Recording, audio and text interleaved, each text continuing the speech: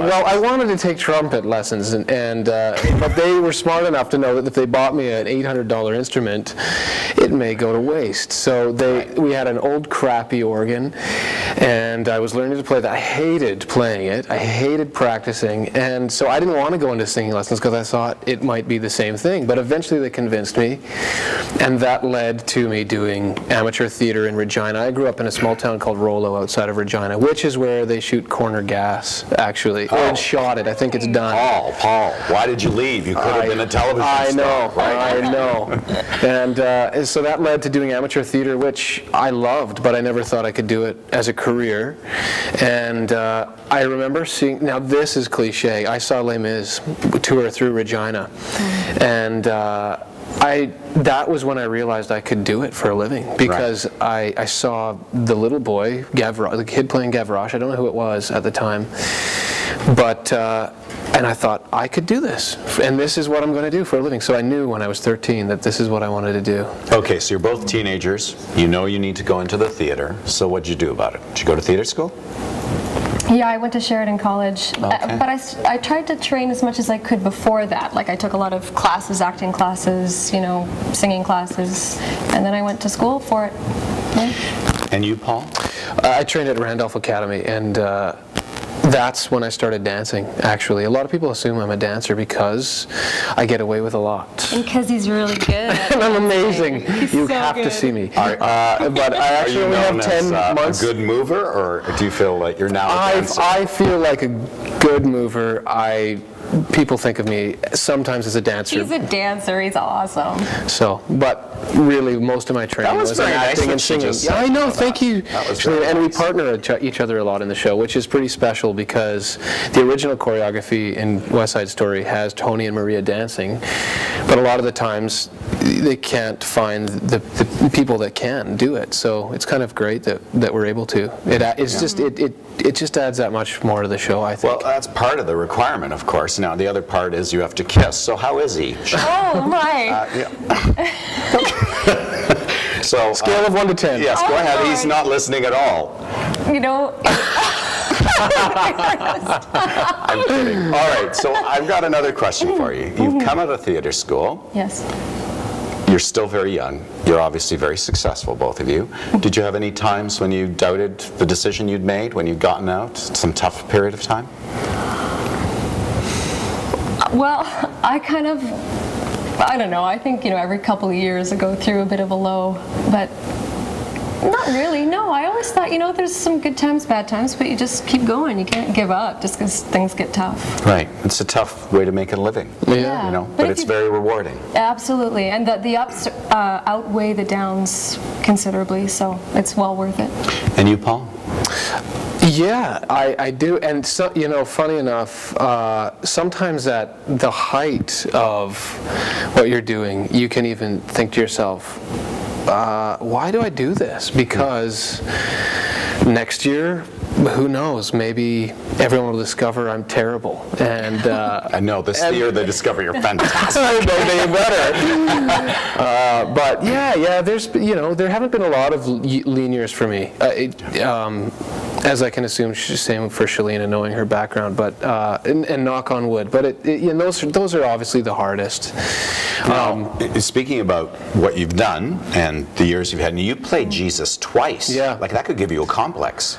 Yeah, I'm still getting over it. I did. That's a great show. I love Jesus Christ Superstar, and a totally different kind of singing to what I do as Tony. So it's really fun. You know, that is, and very hard to sing that part. It is. Yeah. I actually find it harder to sing Tony.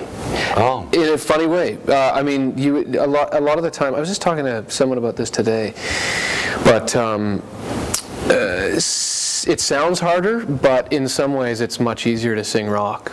It's supposed to sound tougher in a lot of ways, but the way Bernstein wrote this music, it's really, really technically challenging. I can't begin to imagine. It is so complicated and beautiful. And you're totally naked out there. If you're even slight, I mean, you have to be perfectly on pitch 100% of the time, totally on your breath all the time, or else you're, you know, out there. Right. Now, was Jesus your favorite part?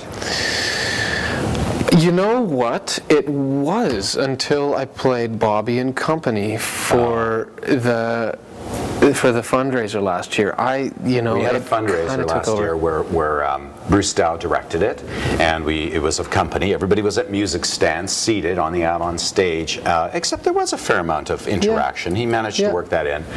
And Paul was brilliant as Bobby, which is a very tough role because it's not a lot of plot in that particular sucker. It's a lot of personality, and you kept us very interested. Oh, thank you. I would love to dive deeper into that show. It was great what we did, but I loved it. I fell in love with it. I didn't have any idea about that show until Bruce brought it to me. So, Chillina, favorite part? Maria in West Side Story. Yeah. Good answer. Favorite part would probably have to be Anne in Anna Green Gables. Oh. It's just, beautiful story and great character. Now, did they stick you in a red wig? I guess they have to, don't they? And so, how did that work with those beautiful brown eyes you have? Oh, thanks. It's well, you know what? They traditionally they have the bangs. Right. But because I have I think I have a long face. I don't know. Anyway, they changed it, so I was the first Anne with no bangs, and they sort of braided it into my hair. So it was kind of a natural look for me. Oh, okay. Great. I like what they did. It was very nice. All right. Well, there are some questions that you've sent in. And I'm wondering, I'm going to ask the people here who are with us. The questions in blue are sent in by the viewers? Great. Okay, here we go. Oh, here's a question. Paul, you were amazing as Bobby. That's what's your mother watching Thanks, this? Mom. All right. Yep. Do you have advice for young actors, either of you? Be brave. It's hard. It's really hard. It takes, and I'm experiencing it during this rehearsal period because this is something that actually is a bit outside my comfort zone. Bobby, for example, is a very, it's all alive, but he's very withdrawn. I was about to say Romeo. Tony isn't. He's not. He is not thinking. He is going, and it's all happening. And I, as Paul, sit back a bit further and analyze, and so that's been really challenging. So be brave and start as early as you can, because it all just helps. Yeah, I'd agree with that. Take classes. Take as many classes as you can, I would say. And there's so many people who want to say be careful and who want to say have a backup. But if you don't go for it, you'll never know. So you have to try it. If it's your passion, you need to do it. And it's better to have failed than to have tried than to never have tried and never know. So.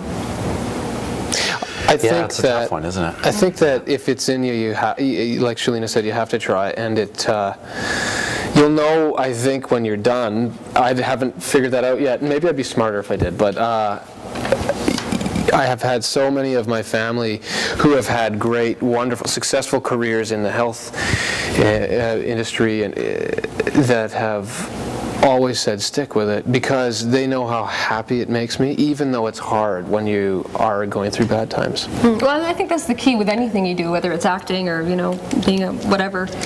You have to be happy with what you do for a living, because if you do it 8 hours every day, that's your life, and if you don't enjoy what you do. And this is a lot more than 8 hours every day, because we live it, right, constantly. Yeah. All right, there was a question here from one of our viewers. 50s era is so iconic. How do you keep this play fresh, relevant, and not, in quotes, a period piece? Chillina, go for it. Oh, thanks.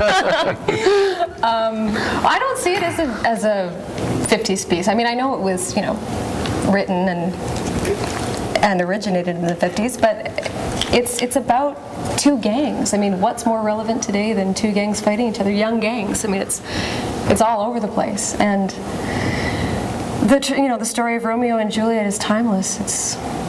It's very relevant. I think we had a similar question in an interview earlier last week, and it made me think about it later. I just think it's about conflict, and whether the conflict's at home or at school or in your country or in your world, it's happening, and the point is we have to cooperate and treat each other with love. And that sounds so cliche,